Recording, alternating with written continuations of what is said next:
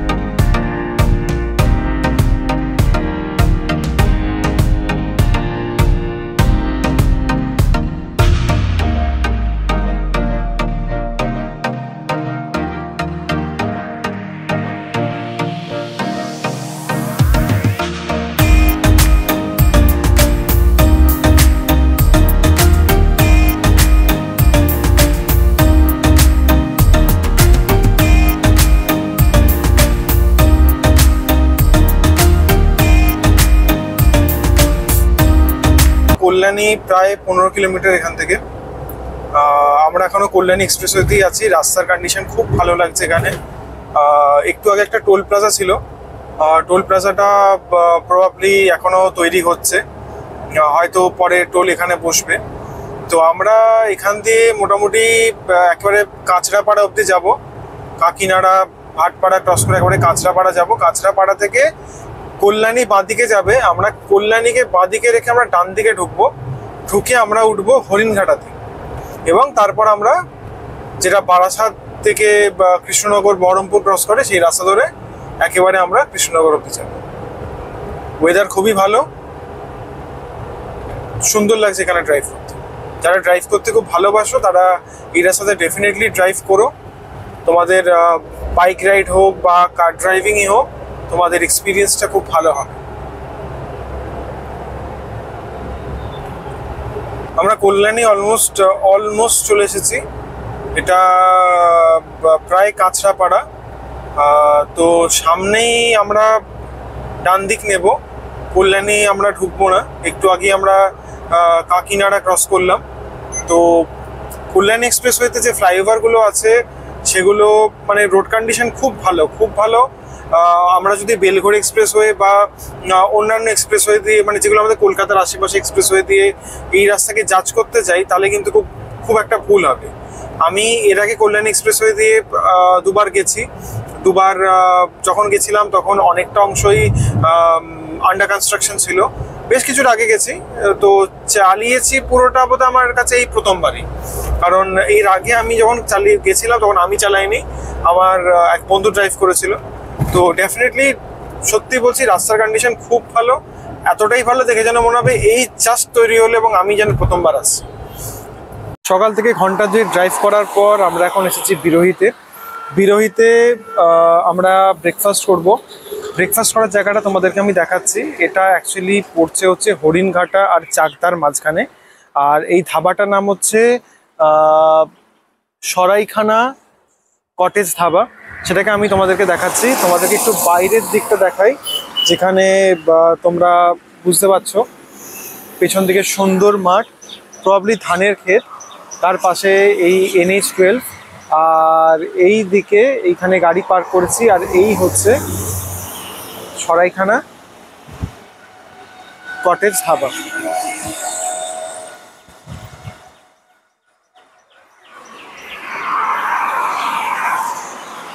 এখানে আমরা একটু ব্রেকফাস্ট করব, একটু চাটা খাবো, একটু ব্রেক নেব।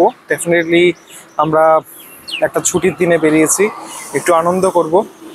তারপর দেখি একটু খাওয়া দাওয়া করে এখান থেকে আমরা আবার বেরিয়ে পড়বো কৃষ্ণনগরের উদ্দেশ্যে।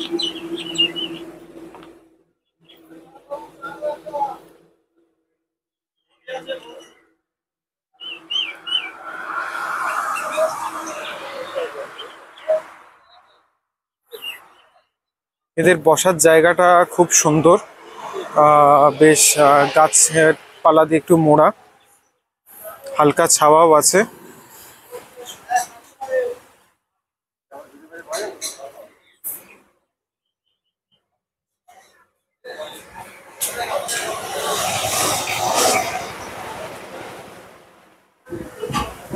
আমাদের প্রচন্ড খিদে পেয়েছে, খাবারও এসে গেছে। চলো তোমাদের সাথে শেয়ার করি আমরা কি কি খাচ্ছি।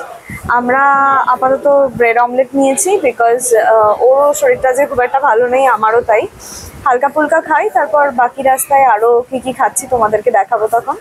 আপাতত এখানে এটা খেয়ে, তারপর একটু চাটা খেয়ে, তারপর এখান থেকে বেরোবো।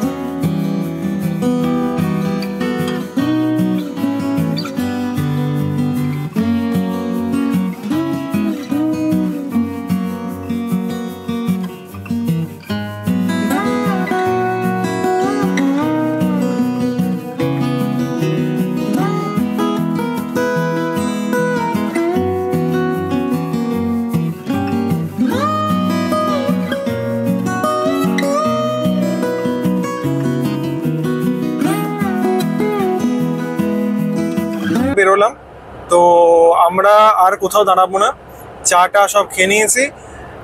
একেবারে গন্তব্য কৃষ্ণনগর রাজবাড়ি। দেখছি যদি আগে কৃষ্ণনগরের বুড়িমাকে দর্শন হয়ে যেতে পারে তার আগে, বা রাজবাড়ি দেখেও করতে পারি। মোট কথা আমরা এখন ডিরেক্টলি ওখানেই দাঁড়াবো। এই জাস্ট শিমুরালি চাকদা ক্রস করলাম, সামনে রানাঘাট। আশা করছি বেশিক্ষণ লাগবে না। ম্যাপ বলছে আমার এখনো প্রায় 48-49 কিলোমিটার বাকি, এবং সময় দেখাচ্ছে 50 মিনিটস। দেখি কতক্ষণ লাগে। এখন টাইম হচ্ছে 10:39 টু বি ভেরি স্পেসিফিক। আশা করছি 11:30টার মধ্যে আমরা ঢুকে যাব।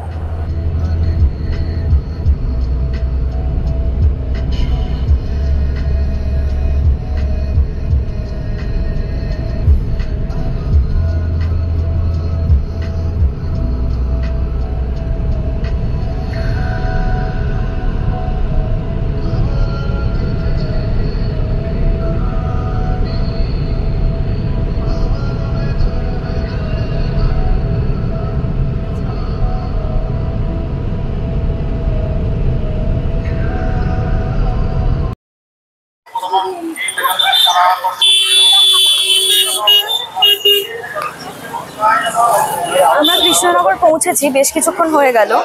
আমরা প্রথমে বুড়িমা দর্শনের জন্য গেছিলাম। ওখানে বেশ কিছুক্ষণ লাইন দেওয়ার পরও আমরা ঠাকুর দেখতে পারিনি, কারণ প্রচন্ড বড় লাইন। ওটা এতটাই বড় আর সিঙ্গেল লাইন করা, ও আজকে দাঁড়ালে বিকেল হয়ে যাবে। তো আমাদের যেহেতু মেন টার্গেট ছিল কৃষ্ণনগর রাজবাড়ি আসা, তো আমরা প্রথমেই রাজবাড়িতেই চলে এলাম, বুড়িমাকে দূর থেকে নমস্কার করেছি, কিছু করার নেই, আজকে ওখানে দাঁড়ালে রাজবাড়ি আসা এবং এসে তারপর আবার আমাদের ব্যাক করতে হবে, সবটা হয়তো একটু প্রবলেমেটিক হয়ে যেত। আর তো আমরা কি করেছি, আমাদের কৃষ্ণনগরের Saint John's college CMS ground বোধহয় কিছু বলে, আমি ঠিক জানি না, ওখানেই আমাদের নো এন্ট্রি করে দিয়েছিল। ওর বাইরে গাড়ি রেখেছি কোনোভাবে একটা সাইডে, তো ওখানে গাড়ি দেখে আমরা অ্যাকচুয়ালি অনেকটা হেঁটে বুড়িমা অবধি গেছিলাম। তো অনেকটা হাঁটা, রিক্সা কিছু ঢুকতে দিচ্ছে না, টোটো ঢুকতে দিচ্ছে না, তো হেঁটে গেলাম, আলটিমেটলি দেখতে পেলাম না। তো তারপর একটা টোটোতে আমাদের সাথে আরও দুজনকে আমরা পেয়ে গেছিলাম, তো সেটা নিয়ে আমরা রাজবাড়ি এসেছি। গাড়ি নিয়ে আসিনি, কারণ আমি নট প্রিটি শিওর যেখানে গাড়ি নিয়ে কোন রাস্তা দিয়ে আসবো, কারণ ম্যাক্সিমাম রাস্তায় এখানে নো এন্ট্রি করে দিচ্ছে। জানি এখানে রাজবাড়ি গ্রাউন্ডে প্রচুর গাড়ি আছে, অত অনেক দিক থেকে ঢুকতে দিচ্ছে, বাট সিন্স এখানে গুগল ম্যাপে কোনো খুব একটা লাভ হচ্ছে না, কারণ গুগল ম্যাপ তো বুঝতে পারছে না এক্স্যাক্টলি যে কোন জায়গাতে নো এন্ট্রি আছে, কোন জায়গাতে অ্যালাউ করছে। তো সেই জন্য আমরা গাড়ির রিস্কটা নিইনি, আমরা এখানে টোটোতেই এসেছি। টোটোতে এসে এখন আমরা ঢুকবো কৃষ্ণনগর রাজবাড়িতে ঢুকে তোমাদেরকে পুজো দেখাবো, তোমাদের সাথে পুজোটা শেয়ার করবো। তারপর ওখানে রাজবাড়ির ঠাকুর দেখে, রাজবাড়ির দেখে একটু দর্শনীয় জিনিসপত্র দেখে, ইতিহাস সম্বন্ধে জেনে আমরা এখান থেকে আমরা এখানে গাড়ি রেখেছি সেখানে চলে। তো আমাদের সঙ্গে থাকো, দেখো আমরা কীরকমভাবে রাজবাড়ির ঠাকুর দেখি। আর তোমরা যারা এরপরও আমরা আজকে রাত্রের মধ্যে ভিডিও আপলোড করবো, তারপরও যারা আসতে চাও আমি সাজেস্ট করবো আমরা প্লিজ মিডনাইটের মধ্যে এসো। যদি মিডনাইটের মধ্যে আসো তাহলে মেজমা, ছোটো মা, বড় মা তিনটে ঠাকুরই দেখতে পারবে। ঠাকুরকে গয়না পরানো বোঝা হয়ে গেছে, বাট তোমরা অনেক রকম রিচুয়াল দেখতে পারবে। গয়না পরানোটা অ্যাকচুয়ালি হয় কালকে, মানে অষ্টমীর দিন রাতে, যেটা শনিবার রাতে আর কি হয়েছে। তো আজকে সকালবেলা আসলে প্রচন্ড ভিড় পাবে। বেস্ট হচ্ছে আজকে যদি ভোরবেলা, মানে নবমীর যে ভোরবেলা আর কি, মানে 12টা থেকে 2টোর মধ্যে কৃষ্ণনগর ঢুকে যাও, আমি এটা সাজেস্ট করবো। টেকনিক্যালি আমাদের ওটাই প্ল্যান ছিল, বাট কিছু কারণের জন্য আমরা সেটাকে পিছিয়ে একটু বেলার দিকেই করেছি, কারণ ওটা পসিবল হচ্ছিল না, অনেক রকম কাজে প্রেশার ছিল। তো ঠিক আছে, আপাতত দেখি কৃষ্ণনগরের রাজবাড়ি ঠাকুর কেমন লাগে, মাকে দেখে তারপর তোমাদের সাথে অনেক রকম মুহূর্ত তোমাদের সাথে শেয়ার করবো, তোমাদের সাথে কথাও বলবো, তারপর আমরা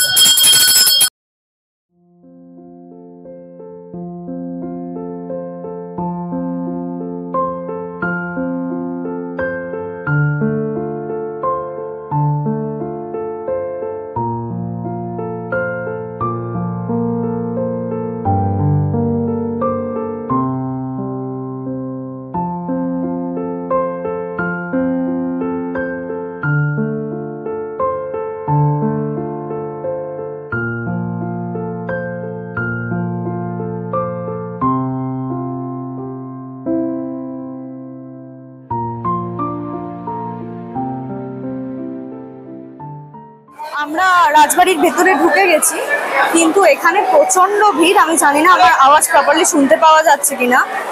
প্রচুর লোক এসছে, প্রচুর আওয়াজ হচ্ছে। আমার ঠিক এখানে পেছন দিকে ঠাকুরের পুজো হচ্ছে, আমরা ওই দিকটাতে যাব, যখন যাব সেটা তোমাদেরকে দেখাচ্ছি। এইটা হচ্ছে ভেতরের পোর্শনটা, খুব সুন্দর। ওপরের মানে চ্যান্ডেলার যেগুলো খুব সুন্দর, ভীষণ ভালো লাগছে, ঝাড় যেগুলো। পেছন দিকটাতে হচ্ছে শেলফস আছে, সেখানে বিভিন্ন রকমের আগেকার রাজারা যারা ইউজ করতো জিনিসপত্র সব আছে ওখানে, সবই তোমাদেরকে দেখাচ্ছি, সঙ্গে থেকো।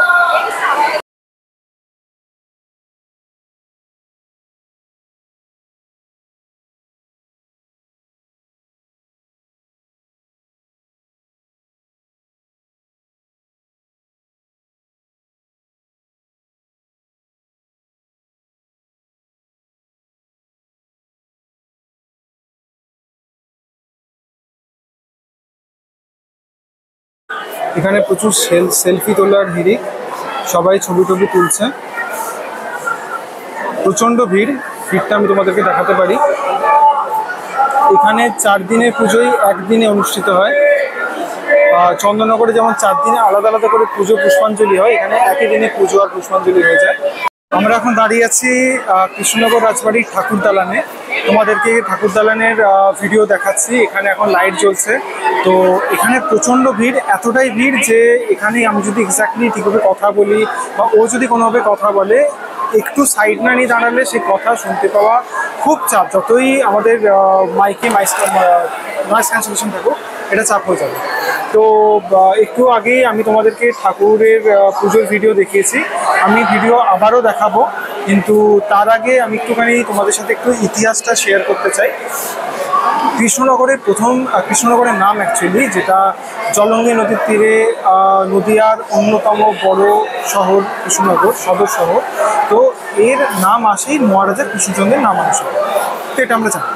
তো কৃষ্ণনগরের প্রথম থেকেও তো কিন্তু দুর্গাপুজো হিন্দু মতে, কিন্তু পরের দিকে দুর্গাপুজোর জায়গা শুরু হয় জগদ্ধাত্রী পুজো, এবং তার একটা ইতিহাস আছে, এবং সেই ইতিহাসটাও কিন্তু খুব চিত্তাকর্ষক। ঘটনাটা কি, মুর্শিদাবাদের নবাব আলীবর্দী খাঁ মহারাজা কৃষ্ণচন্দ্রের থেকে 12 লক্ষ টাকা দাবি করেছেন। তো সেই টাকা মহারাজা কৃষ্ণচন্দ্র দিতে অস্বীকার করেন, তো hence he was captured and তাকে বন্দি করা হয়। সেই বন্দিত্ব থেকে মুক্তি পাওয়ার পর তিনি যখন এই জলঙ্গি নদী ধরে নৌকা পথে ফিরছেন, তখন তিনি দেখেন যে কৃষ্ণনগরে অলরেডি দুর্গাপুজোর দশমী এবং ঠাকুরের ভাসান হচ্ছে। তো এটা দেখে ওনার মন খুব কষ্ট হয় ন্যাচারালি, যে উনি দুর্গাপুজোয় থাকতে পারেননি। তো সেই কষ্ট থেকেই উনি রাত্রে মা জগদ্ধাত্রীর স্বপ্নাদেশ পান যে মাকে পুজো করতে হবে। তো সেই থেকেই মহারাজা কৃষ্ণচন্দ্র আমাদের কৃষ্ণনগরে জগদ্ধাত্রী পুজোর প্রচলন করেন। একটা খুব গুরুত্বপূর্ণ বিষয় হচ্ছে, এখানে আমি তোমাদেরকে পুজোর মায়ের প্রতিমা দেখানোর চেষ্টা করেছি, আমি আবারও চেষ্টা করবো যদি আরও বেটারভাবে দেখানো যায়। প্রচণ্ড ভিড় আছে, তো একটু অসুবিধা হয়েছিল আমার দেখাতে, কারণ ওখানে পুষ্পাঞ্জলি চলছে। তো আমি চাইনি যাতে তোমাদের দেখানোর জন্য যারা দর্শনার্থী যারা পুষ্পাঞ্জলি দিচ্ছেন তাদের কোনো রকম কোনো অসুবিধে না হয়। তো মেন কথাটা হচ্ছে, এখানে সিংহ কিন্তু অনেকটা ঘোড়ার মতো দেখে, কারণ উনি স্বপ্নাদেশে যাকে দেখেছিলেন সেই অনুযায়ী কিন্তু মৃৎশিল্পীরা সিংহটাকে মানে বানানোর চেষ্টা করে, কিন্তু বঙ্গদেশে তখন কিন্তু সিংহ খুব একটা দেখা যায়নি। তো সেক্ষেত্রে মৃৎশিল্পীরা সিংহটাকে ঘোড়ার মতো কল্পনা করে নেয়, এবং সেখান থেকেই এখন অবধি ওই ট্র্যাডিশন মেনে সিংহকে কিন্তু ঘোড়ার মতোই দেখানো হয়। এবং এখানে জগদ্ধাত্রী পুজো শুরু হওয়ার পর থেকে এই জগদ্ধাত্রী পুজো থেকেই অনুপ্রাণিত হয়ে ফরাসগঞ্জ, যেটাকে আমরা চন্দননগর বলি বর্তমানে, ওখানকার দেওয়ান জগদ্ধাত্রী পুজোর প্রচলন করে। মানে প্রথমে হয় কৃষ্ণনগরে, তার কিছুদিনের মধ্যে শুরু হয় চন্দননগরে। তো দুটো জায়গারই জগদ্ধাত্রী পুজোর রিচুয়ালস কমপ্লিটলি ডিফারেন্ট। কৃষ্ণনগরে আলাদা বৈশিষ্ট্য আছে, ওখানে আলাদা বৈশিষ্ট্য আছে। তো নিয়ম হচ্ছে, কৃষ্ণনগর রাজবাড়ির জগদ্ধাত্রী ঠাকুর বিসর্জন হয় জলঙ্গি নদীতে। প্রথম এই রাজবাড়িরই ঠাকুর বিসর্জন হয়, এবং তারপর বাকি ঠাকুরের বিসর্জন হবে। আর একটা বিষয় হচ্ছে, আগে নিয়ম ছিল যে কৃষ্ণনগরের রানীমা উনি রাজবাড়িতে বসে থাকবেন, এবং সেই অবস্থাতে কৃষ্ণনগরের ঠাকুর রাজবাড়ি প্রদক্ষিণ করে যাবে যাতে উনি জগদ্ধাত্রী মায়ের দর্শন করতে পারেন। এবং এখনও সেই ট্র্যাডিশন চলে আসছে। এখন অনেক রকমভাবে কমিউনিকেশন বা কমিউট করা, যদিও অনেক রকম ভেহিকেলস এসে গেছে, ট্রাকস এসেছে, তাতেও কিন্তু সাঙে করে বা কাঁধে করে কিন্তু জগদ্ধাত্রী মাকে এই রাজবাড়িতে আনা হয়। ওখান থেকে রানীমা দর্শন করেন, এবং তারপরে জগদ্ধাত্রী ঠাকুর জলঙ্গি নদীতে বিসর্জন হয়। এবং অনেকগুলো কথা একসাথে বলছি, অনেকক্ষণ আমি এবং আমার ওয়াইফ একটু আমাকে জল টল কিছু খাইনি, তো জল টল সবই গাড়িতে রয়েছে, তো গলা টল একটু শুকিয়ে গেছে। তো এখানে আমরা যা তোমাদেরকে বলার বললাম, বাকি এবার আমরা তোমাদেরকে যতটা সম্ভব চেষ্টা করছি রিভিউ করে দেখানোর, যাতে তোমাদেরকে খুব ক্লোজ শটে পুরো পুজোটাকে দেখাতে পারো।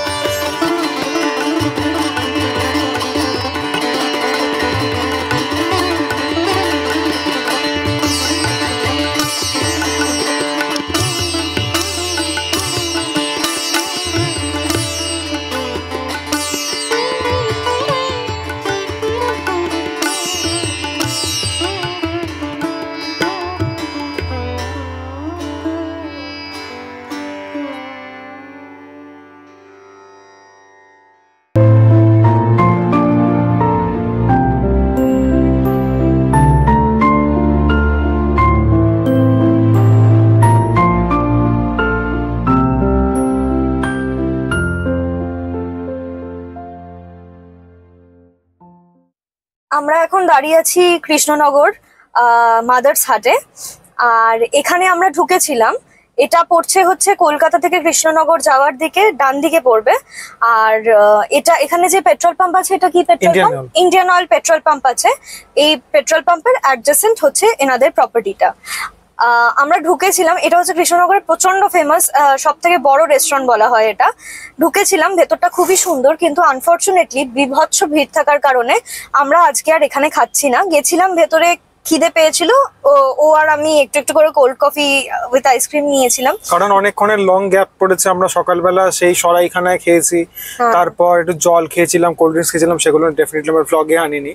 বাট এতক্ষণ গ্যাপ দিয়ে এখানে চলছে এখন একটা উৎসব, বাজেট বাফেট উৎসব। এখানে মানে পার হেড 429 না 449 করে পড়ছে ইচ, আর আনলিমিটেড বাফেট দিচ্ছে। কিন্তু আমরা এখন কিউ হচ্ছে প্রায় 1.5 থেকে 2 ঘন্টা মিনিমাম এরা বলছে। মানে এরকমও আছে, একজনের সাথে আমার কথা হলো, তিনি নাকি অলমোস্ট মানে তার হয়ে এসেছে, তার কিউ অলমোস্ট কমপ্লিট হয়ে গেছে, কিন্তু তিনি অলমোস্ট 2 ঘন্টা ধরে ওয়েট করছেন। এবার এখন বাজে হচ্ছে 4:10 প্রায়। এবার আমরা খেয়েছি ধরো কোল্ড কফি খেলাম ধরো 10-15 মিনিট আগে, তারপর একটু ফ্রেশ হয়েছে। এবার আমরা যদি 4:45 বা 3:30 থেকে লাইন দিই, 5:30 ছেড়ে দাও, 5 টাকা খেতে পারবো, লাঞ্চ হবে না বেসিক্যালি। তো ওই জন্য আমরা এখানে ভারী কিছু খাইনি। এবার এখান থেকে আমরা বেরিয়ে মায়াপুর যাচ্ছি। মায়াপুরে খুব বেশিক্ষণ সময় কাটাতে পারবো না, হয়তো একটু দর্শন করে ঘুরে তারপরে আমরা আবার ব্যাক করব। আমরা এখন অলমোস্ট মায়াপুর ঢুকে গেছি। আর এই জায়গাটা এত অপূর্ব, দেখো তোমাদেরকে দেখাচ্ছি, একটু ভালো করে দেখো। এই জায়গাটা দেখে না আমরা গাড়িটা জাস্ট সাইড করে দাঁড়িয়ে পড়লাম একটু। অপূর্ব জায়গা, সানসেটটা হচ্ছে, এত অপূর্ব লাগছে, এত সুন্দর লাগছে।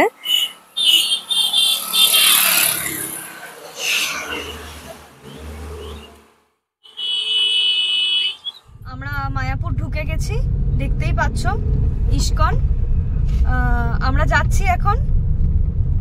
ইচ্ছে আছে সন্ধ্যের আলোটা দেখার, এখানে একটু নৌকাতে ওঠারও ইচ্ছা আছে, কারণ এখানে জলঙ্গি আর ভাগীরথীর যে কনভার্জেন্সটা আছে, মিলনটা রয়েছে, ওখানে কালারটা খুব সুন্দর হয় এবং সানসেটটা খুব ভালো লাগে।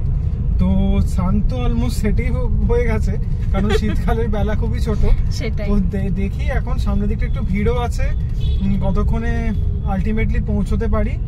এখনো দেখাচ্ছে 400 মিটার, তার মানে আমরা পুরোপুরি এসে গেছি। ভেতরে পার্কিং এর ব্যবস্থা আছে কিনা জানি না। হ্যাঁ পার্কিং আছে, লাস্ট টাইম আমি যখন এসেছিলাম পার্কিং ভেতরেই ছিল। আচ্ছা, ভেতরে পার্কিং রয়েছে? হ্যাঁ বড় পার্কিং লট আছে। আচ্ছা, তা না হলে অসুবিধা নেই, বাইরে অনেক গাড়ি পার্কিং করছে, এদিক ওদিক করে কোথাও একটা পার্কিং করতে হবে। আমাদের তো অনেক লং টাইমে থাকার প্ল্যান নেই না, আজকে আপাতত একটু দর্শন করে ফিরে যাব, আবার পরে কোনো একদিন আসবো অনেক বেশি সময় নিয়ে, এখানেই ভোগ টোগ খাবো, সেরকমই ইচ্ছা আছে।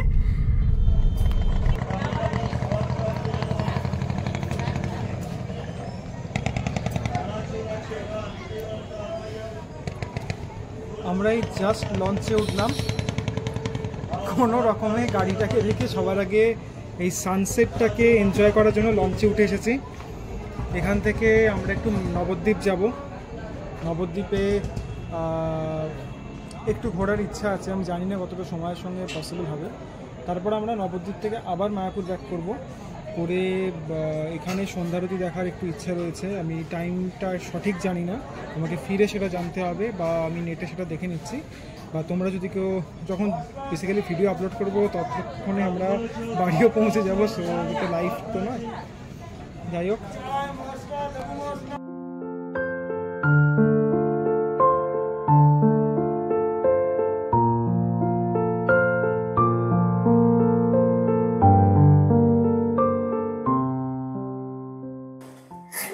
আমরা মায়াপুর চলে এসেছি, ইস্কনের ভেতরে ঢুকে গেছি। আমাদের গাড়িটা পেছনে ওইদিকে পার্ক করা আছে পার্কিং এ। এবার আমরা ভেতরে যাব, মন্দিরটা ঘুরে দেখব আর তোমাদেরকে দেখাচ্ছি। আমাদের ইচ্ছা ছিল মায়াপুরে এসে দুপুরবেলা ভোগ খাবার, কিন্তু প্ল্যানে একটু চেঞ্জ হওয়ার জন্য সেটা আর পসিবল হয়নি। লাকিলি আমরা যেই সময় এখানে পৌঁছেছি তখন সন্ধ্যা আরতি হচ্ছিল, তাই সন্ধ্যা আরতিটা পুরোটাই দেখতে পেরেছি আর মনটা ভালো হয়ে গেছে।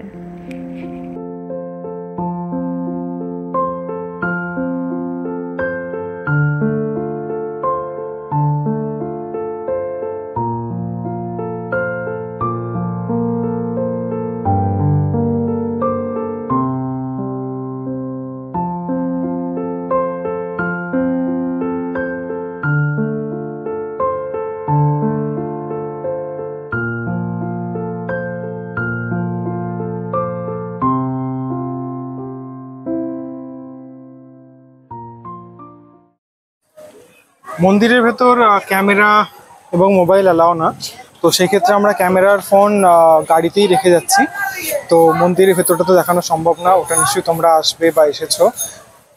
তো আজকের মায়াপুরে আমরা এত কাছে এসেছিলাম কৃষ্ণনগরে, একটু মায়াপুর না ঘুরে গেলে খুবই খারাপ হতো, কারণ প্রতিবারে আমরা মায়াপুর আসতে চাই, অনেক কারণেই মাঝখানে 2-3 বছর আমরা আসতে পারিনি।